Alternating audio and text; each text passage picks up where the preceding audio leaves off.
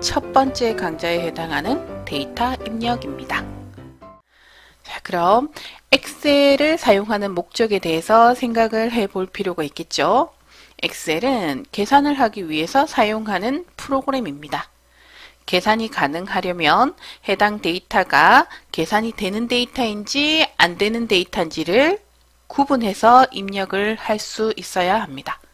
셀 단위로 입력되는 데이터는 문자, 숫자, 날짜 등으로 구성되고 숫자와 날짜는 계산이 가능한 데이터죠. 자, 그럼 이런 데이터들을 엑셀에서 어떻게 입력하는지 가장 기본적인 내용이죠. 이 부분부터 설명을 드리도록 하겠습니다. 문자 데이터는 입력한 내용이 셀 너비보다 길 경우에는 오른쪽 빈 셀에 넘어서 표시가 됩니다. 자, 하지만 오른쪽에 다른 데이터가 입력되어 있다면 어떤가요? 셀 너비만큼만 표시되고 꼭 잘린 것처럼 보이죠. 이런 경우에는 열 너비를 넓혀주면 됩니다. 열 번호 사이의 경계선에 마우스를 양방향 화살표 모양이 되도록 두고 더블 클릭하면 데이터 길이에 맞게 열 너비가 자동으로 조절되고요. 드래그를 하게 되면 직접 사용자가 원하는 만큼 열 너비를 지정해 줄 수가 있습니다. 예를 들어 0으로 시작하는 학번이나 고객 번호 등을 입력하면 유효하지 않는 값으로 0을 인식해 버리게 됩니다. 예를 들어 고객 번호 00, 11, 2 이런 번호가 있는 거예요. 엔터를 치는 순간 어떻습니까? 00이 사라져 버리죠. 바로 숫자 앞자리에 있는 0은 유효하지 않는 값으로 인식되어서 지금처럼 0이 사라지는 겁니다. 그럼 이럴 때는 어떻게 입력을 해야 될까요? 바로 셀에 숫자를 입력하긴 하지만 이 숫자를 문자처럼 표시하라 라고 하는 의미의 작은 따옴표를 입력하고 00, 11, 22 이렇게 입력을 하게 되면은 어떨까요? 이 데이터는 숫자지만 엑셀은 이 데이터를 문자로 인식하는 겁니다. 그렇다 보니 앞쪽에 있는 0을 문자로 인식해서 처음에 그 숫자로 인식해서 사라졌던 그 0이 그대로 유지되는 것을 확인할 수가 있죠. 자, 세 번째, 하나의 셀에 두 줄의 내용을 입력하고 싶을 때는 어떻게 해야 될까요? 예를 들어 주민등록이라고 입력하고 바로 밑에 줄에다가 인구 현황이라고 입력을 하려고 합니다. 하지만 엔터를 치게 되면 셀이 바뀌게 됩니다. 그럼 같은 셀에 입력된 게 아니죠. 저는 하나의 셀에 줄을 바꿔서 입력을 하고 싶은 거거든요. 그럴 때는 Alt 키를 누르고 엔터를 누르면 어떻습니까? 행높이가 자동으로 늘어나면서 하나의 셀 안에서 두 줄로 데이터가 입력이 됩니다. 문자는 셀에 입력되었을 때 따로 정렬을 해주지 않는 이상은 기본 왼쪽으로 정렬이 됩니다. 현재 이 데이터는 숫자로 입력된 데이터죠. 숫자는 오른쪽으로 정렬이 되게 되어 있습니다. 그럼 숫자 데이터를 살펴보겠습니다. 숫자 데이터를 입력하면 셀의 오른쪽으로 정렬이 됩니다.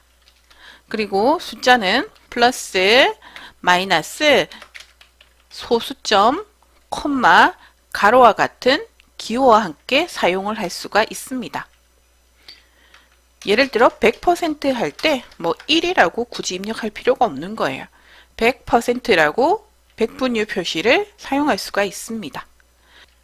세 번째, 12자리 이상의 숫자를 입력하면 지수 형태로 표시가 됩니다. 한번 해보겠습니다. 하나, 둘, 셋, 넷, 다섯, 여섯, 일곱, 여덟, 아홉, 열, 열하나, 열둘. 지수 형태로 표시되죠? 이때 이 숫자를 정상적으로 표시를 하고 싶다면 단축키 컨트롤 키와 1을 누르면 새 서식 상자가 뜹니다. 이때 숫자 범주를 선택하고 확인을 누르면 숫자는 정상적으로 표시가 되죠. 그리고 16자리 이상 입력하면 나머지 자릿수는 0으로 채워집니다.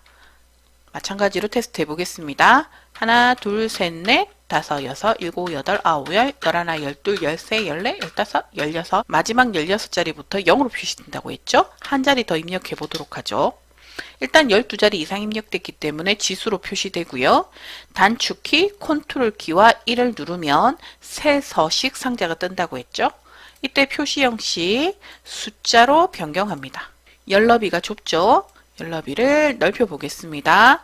마지막 두 자리는 어떤가요? 정상적으로 표시하지 못하고 0으로 표시되는 것을 확인할 수가 있죠. 네 번째, 서식에 적용된 데이터의 경우 열너비가 부족하면 샵으로 표시된다 했습니다. 조금 전에 보셨죠? 샵으로 표시된 데이터가 있다면 이 데이터는 열너비가 좁은 겁니다. 그럴 때는 열너비를 자동으로 넓혀주면 되겠죠. 다섯 번째, 분수 2분의 1을 입력하려고 합니다.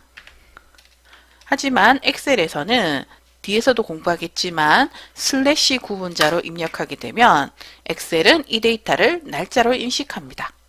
그럼 분수를 입력할 때는 어떻게 해야 될까요? 바로 0을 입력하고 한 칸 띄운 다음 이렇게 입력해야지 분수로 처리되어 계산이 가능해집니다. 계산 한번 해볼까요? 이꼴 100 곱하기 현재 2분의 1이죠? 엔터를 치면 어떤가요?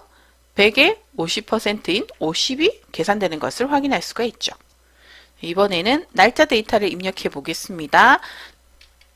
날짜는 하이픈을 구분자로 입력을 해야 합니다. 또는 슬래시도 가능합니다.